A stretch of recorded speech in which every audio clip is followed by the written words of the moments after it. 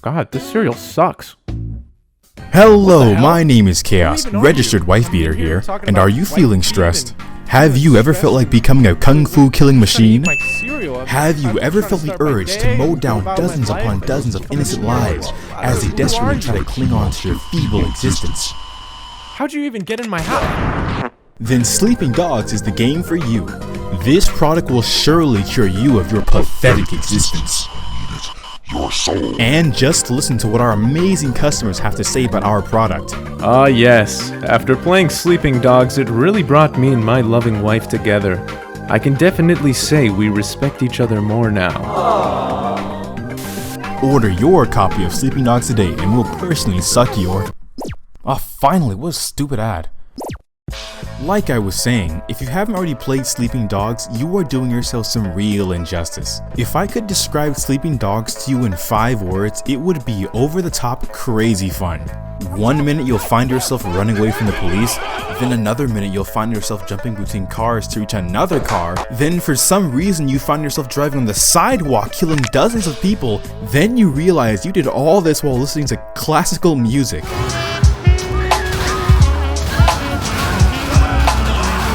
Yeah, that's how over the top it is.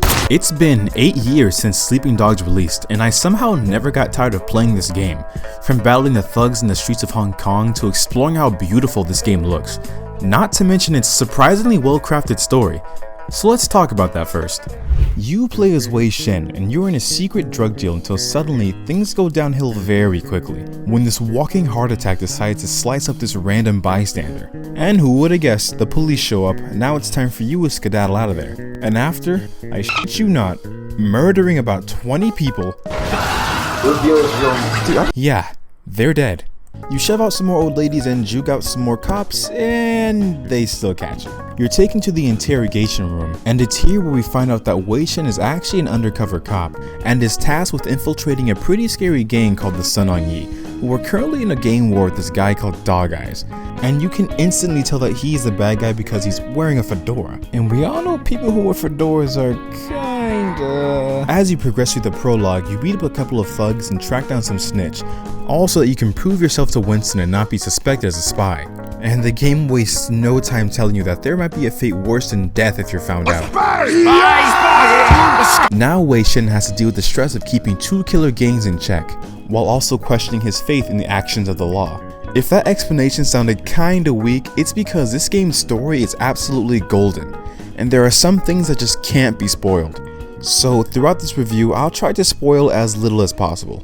Now, Sleeping Dogs really tries its hardest to let you know how it feels to be an undercover cop, but the threat of being found out only lasts for like a couple of missions, and the game suffers from something that you probably already heard before: Ludonarrative Dissonance. Ludonarrative Dissonance is basically when your character's actions in the story don't really line up with their actions in gameplay. There's a point in the game where Wei says this: HKPD puts a lot of effort into solving dead gangsters. So what, they're not people now? And you're supposed to be like, whoa, Wei Shen is so cool and caring, but meanwhile in the gameplay,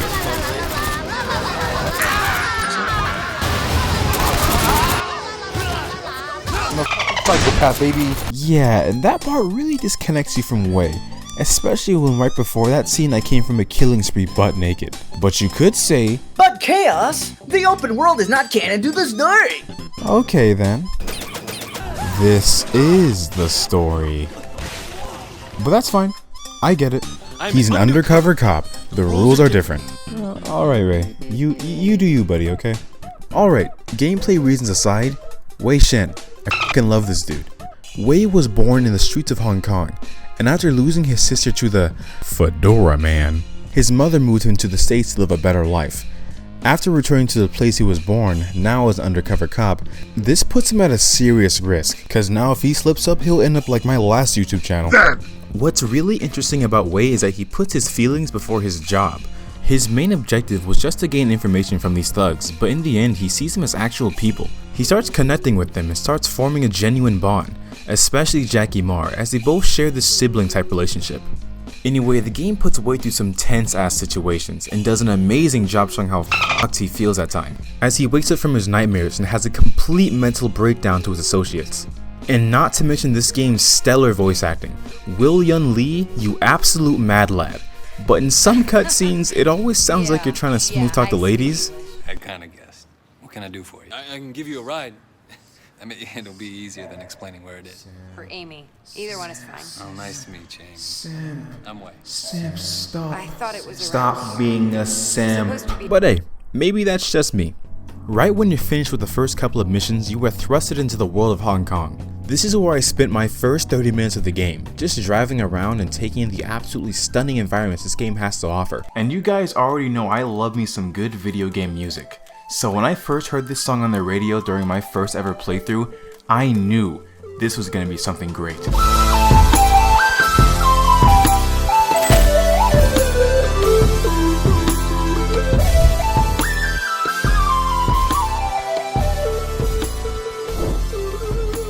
Now for a game made in 2012, it looks surprisingly good.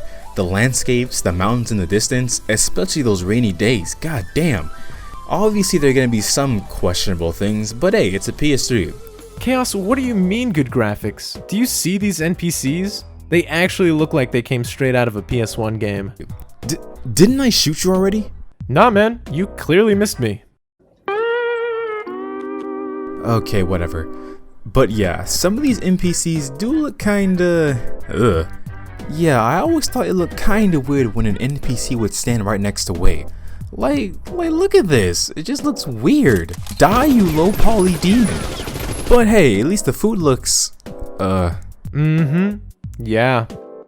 I think this looks like shit. Well, you know what I think, Ursus? Yeah, apart from the close-up graphics, I do think the game looks especially well during driving. I really enjoy driving through the neon streets as they light up my screen with colors, and walking through the night market, where I got to relive my favorite moment when I actually went to a marketplace. Wow, this tastes like absolute garbage. Bring that ass here. There we go. That'll teach you to serve garbage. I always loved exploring in this game because it always rewarded you for looking around the map and discovering things on your own. Like sure, the collectibles are borderline impossible to miss, like they're so bright! But it's a neat little touch anyway. The collectibles usually range from health upgrades, new clothes, and sometimes you might even get a sticky blicky. Now you can use this to uphold the law and protect the city. You already know what I did with it. And speaking of clothing options, I actually like what they did with the customization in this game. You can pretty much wear whatever you want in the game, but each piece of clothing that you buy actually comes with a slight stat boost. It can really help you through certain points in the game, like increased face XP, increased damage, and other things. It really adds some meaning to what you wear as well. And look, you can even wear a face mask. You see, even Sleeping Dogs was warning us about the future. Hold on, are you not wearing a face mask too? Come here! There, that'll teach you for serving terrible food and not protecting society. Women, am I right? But seriously, wear your face mask, kids. Or else. I mentioned face experience a second ago. Face experience is basically how well known you are. The more side missions you do, the higher your rank goes up. And I'm not gonna lie, some of these missions are kinda funny. There is one mission where a lady asks you to take pictures to promote her store. And during one of the pictures, there's this one drunk dude who starts doing some funky shit. But the game says to beat him up, but yeah, he's dead. But what I also like about some of these side missions is that you can complete them in different ways. There is a mission where a lady tries to be a thought and distracts you with her physique so that her boyfriend can rob you. And once he does that, a chase sequence begins which leads you to beating up his goons. But knowing this, you can actually bring a gun beforehand, and right when you get robbed, you can gun down the robber. Unfortunately, you can't kill the girl because she has simp protection. But I always found it kinda cool how I could tackle things how I wanted to. And can I just say, for a game of this size, there are surprisingly a lot of things to do in the open world. Like, I found out you can actually do karaoke to impress them babes. And speaking of babes, you can actually go on dates. You can go on dates with Amanda, Tiffany, Ping, Liana, and Sandra. But all these other girls are irrelevant. Amanda's my one true queen. You can also do races. And this is where the game truly shows you how bugged its AI can be. And since this game is online, you can also get high scores like clean driver, longest cop chase, and running over people. Does that say 1,000, mother? 1,022? No one can know. On the topic of missions, throughout the story and side quests, you're gonna see these 3 icons pop down the lower part of your screen. I'm gonna call these the Triad and Cop System. It's kinda like a ranking system for how well you perform doing each side, which is another way the game tries to hammer in that street thug and cop theme they're going for. You gain Triad points for beating up enemies, hitting headshots, performing special finishers, and basically being a badass. Now the Cop System actually works in the opposite way. You start with 3 full bars, but if you harm civilians in any way, you lose points. If you break property, you lose points. And if you're being clumsy? I mean, alright, I guess that seems fair enough. Wrong! This would be a fine system if it was just a little bit more lenient. Cause 9 times out of 10, you will most likely have 2 out of 3 stars. Because if you lose a single point, you don't get the entire bar. And I say this because the game makes it look like that you need all 3 to get credit. This makes it incredibly difficult when you're driving, and don't even get me started on driving in this game. Sure, don't get me wrong, driving is pretty fun, but Baba Booey. me dude, you were running some grade A Baba Booey. bullshit. The RAM is the scariest thing to use if you're trying to get all 3 stars. Holy shit, all 3 stars, because sometimes it just doesn't work, and when it does, you might end up spinning out of control and hitting some property, and oh, there goes your 3 star. It doesn't help that it's absolutely mandatory to escape the police, because yeah, murdering police somehow makes them chase after you less. Then you also have to worry about the brain dead AI knocking you into property, and the fact that they just materialize out of nowhere is annoying. Chaos, just drive normally. Never. And Jesus Christ, can someone tell me why drifting on motorcycles is For some damn reason, instead of doing a regular drift, the motorcycles do this thing where it feels like I'm braking first and drifting later. It becomes incredibly annoying when you're not trying to hit these fucking twigs for rails. If you as much make a slight dent in these rails, say goodbye to your 3rd star, buddy. These rails are the bane of my existence because if I touch them one time, I'd have to restart the entire section again. And again, and again. This happened more than 20 times. And it really doesn't help my case when I look behind me and I see the police force causing more damage than me. Alright, let me sidetrack for a bit. The police in this game are probably the most brain-dead police force known to man. Did you know? And this shocked me too. It is actually possible to lose the cops by killing them at their own station. Aside from committing genuine manslaughter, their AI is more A than I. Like, come on, look at this shit. But as I was saying before, the ranking system just needs to be a little bit more lenient. Alright, when it comes to gameplay, Sleeping Dogs has some pretty unique— HOLY SHIT! Chaos, you absolute buffoon. Sleeping Dogs just looks like the Chinese version of GTA 5. You steal cars, you shoot people, you run over randos. Look, even some of the same vehicles are in this game. GTA 5 just has way more things to do in that game. So basically this game is dog shit and I win. What are you gonna do now? I've ruined your video, buddy. You little dummy. You stupid brain. Like I was saying, it's simple really. What makes Sleeping Dogs gameplay so unique is because it's so damn over the top. About like 60% of the game makes like no sense, like how you can practically fly over to another car to hijack it, and to how you jump kick an enemy to somehow send them flying upwards. Like, it's just absolute nonsense and I love it.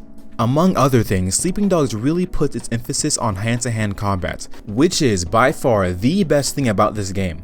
As you roundhouse kick your enemies in the face, impale them on fishing hooks, and beat them into next week, there is something about that slow motion final blow that ignites my brain with dopamine.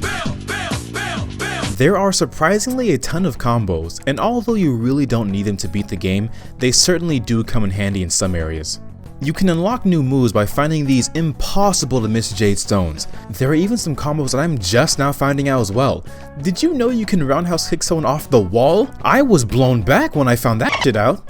And some of these finishers, man, they are just fucking brutal. Now I don't know about you, but this game's gunplay feels heavenly. Quick and snappy, and I give my enemies the clappy. I love it so much because once again the mechanics are so over the top. You can activate quick time events by either sliding over crates, vaulting over edges, and even jumping off people's bodies. It's just glorious. And despite what I said before about driving, I love it when you have a gun, because when you aim down sights, everything slows down, and then you shoot things and explosions, and you're like, wow, this is a really good game. You got anything smart to say now, buddy? Oh, that's what I f***ing thought. Now, since this is the definitive edition, Sleeping Dogs now comes with a bunch of DLC. The first DLC I played was the Zodiac Tournament. The DLC starts off with an in-game cutscene with this 90s style filming, which is it's just ridiculous. After getting on the island, you get to meet all the fighters in the tournament. Well, more like the only ones that stand out. Then, the big bad man himself, Master Udon, comes out. Dude, it's literally him. And if you've watched that SpongeBob episode, you already know what happens. You beat the crap out of the competition and walk out like a badass. Now, I actually really enjoyed this DLC. It's mainly hand-to-hand combat focused, but it provides combat that you never got to experience in the main game. Like, yeah, of course there's gonna be your trash mobs, but the main baddies actually caught me off guard, because they use moves you've never seen before. Like, the bosses actually hit you with counters in quick time events? Okay, this is different. I'm so used to fighting trash mobs. It kinda threw me off because throughout the entire game, it's been throwing punching bags at me. Block this out. The game has been conditioning me to mash my enemies to death, so when I started scrapping this guy, he completely f***ed up my shit. Then there was this Franklin ass. Try that kung fu shit on me! I dare you! Is that a black guy? Who I thought was gonna be the biggest pain in my ass, but was actually the biggest pushover known to man. And the final boss, oh boy, the final boss was a pain in my ass. He starts off with this chase sequence that I actually ended up dying to because the lightning cancelled my jump. What? And after that whole mess, you enter the battle arena, where he uses his drunken style bullshit, and if you attack him too much, he'll counter you out of nowhere. Holy the fuck? And sometimes he'll give you quick time events that give you like a literal nanosecond to react. The boss ended up railing me for the past 5 minutes, but in the end, I did him like I did my ex. Alright, it may sound like I don't like this DLC, but in fact I actually loved every single moment of it. I loved the new environment, even if it is a slight reskin. And I loved the new fighting styles I had to go up against because it actually made me use my brain for once. As much as I made it seem like the bosses were the hardest thing in the world, they were actually a slight pushover. It's crazy because before you enter the tournament, it gives you this warning like, ooh, this is gonna be real hard. Then I remembered, oh wait, I'm playing Sleeping Dogs. While it did have its challenging moments, I don't think it was anything to write home to. So I was a bit disappointed. But hey, while you're on the island, you can find these new Jade Stones, and once you get them all, you can unlock the MMA and whatever. They are a really nice reward for finding all the statues, but all it really does is change your grapple finisher, and you're kind of forced to wear this outfit. While it's not bad, I think it would have been way better if you could just switch between the two, while also keeping other outfits. But hey, what are you gonna do? If you like the combat in this game, you're gonna love this DLC. But you might find it a bit repetitive. Alright, Nightmare on North Point. Now, I'm gonna be completely honest with you, this DLC was f***ing boring. Don't get me wrong, this DLC is kind of fun, but it's extremely repetitive. This DLC is one of those what if situations. In this case, it's what if zombies and demons, and now it's up to Wade to finish them off. So let me tell you the gameplay loop for this DLC. You have to punch your enemies until they get a dizzy sign on their heads, then you grab them to finish them off. And for these big demon boys, you have to fill up your heat gauge, and you do that by beating up the zombie punching bag so that you can actually do damage to the demon. And it usually takes 2 full bars of heat to kill the damn thing. Rinse and repeat throughout the entire game. It's just 1 hour of this. And you don't even get any new movesets, it's just the same shit you've been doing in the main story. Like, yeah, you get a new sword, but its novelty kinda wore out after I used it for the 10th time. And the enemy types? Green and red zombie. Game design. I think if they gave us an entire new moveset to play with, it would have been a lot more interesting.